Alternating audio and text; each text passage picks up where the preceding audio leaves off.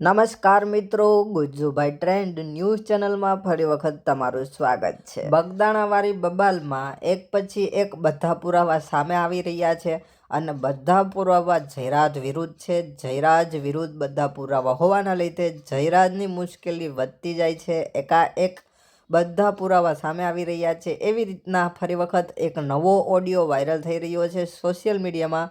જે audio PI ડાંગર અને નવનીતભાઈનો છે। નવનીતભાઈ જ્યારે ફરિયાદ લખાવા ગયા હતા દાખલ કરાવવા ત્યારનો આ ઓડિયો હોઈ શકે છે। ઓડિયો તમે સાંભળજો પછી બધું કહેજો, કોમેન્ટમાં લખજો શું હકીકત છે શું હકીકત નથી।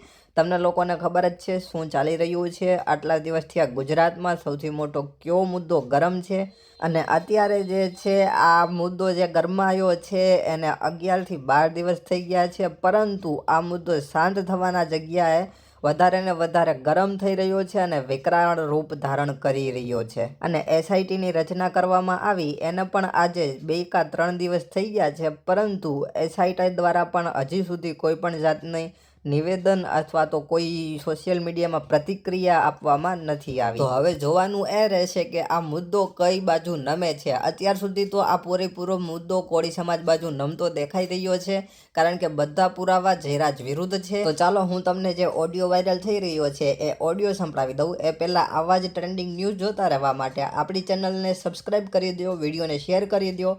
ઓડિયો સાંભળી અને તમારો અભિપ્રાય કોમેન્ટ સેક્શનમાં આપી દેજો। તમે કોના સપોર્ટમાં છો કોના વિરોધમાં એ પણ કોમેન્ટ સેક્શનમાં જણાવી દેજો।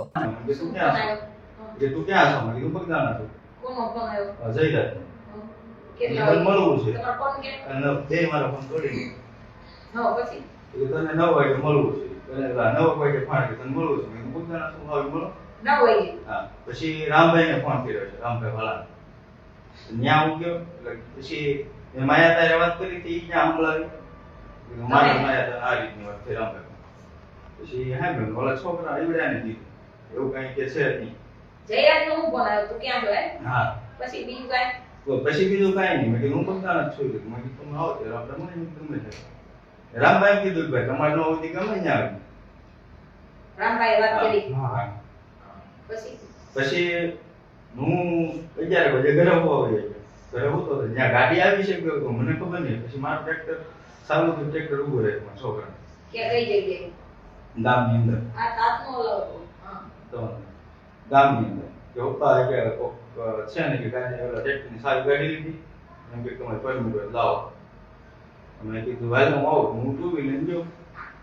પછી એ ગાડી કઈ મેં જોઈ નહીં એટલે હું આશ્રમ સુધી ગયો। આશ્રમથી પછી આગળ ગાડી આમ પોલીસ સ્ટેશન પર જા હું ઈ બાજુ પાછું ગયો, કદાચ કોઈ સ્ટાફ આવે શું હોય એ આપણે છોકરી વટી જાય ત્યાં સુધી ગયા। ક્યાં કઈ છોકરી? આપણે પોલીસ સ્ટેશન વટી મારે બીજા ટ્રેક્ટર કઈ છોકરી? આપણે આ જેસર છોકરી પોલીસ સ્ટેશન વટી તો મોર પર જવાનું હોય હા મારા ટ્રેક્ટર બીજા ત્યાં હતા, મેં કીધું લઈને પાછા આવડા એની પાસે જાય છોકરા પાસે હું ઈ બાજુ ગયો।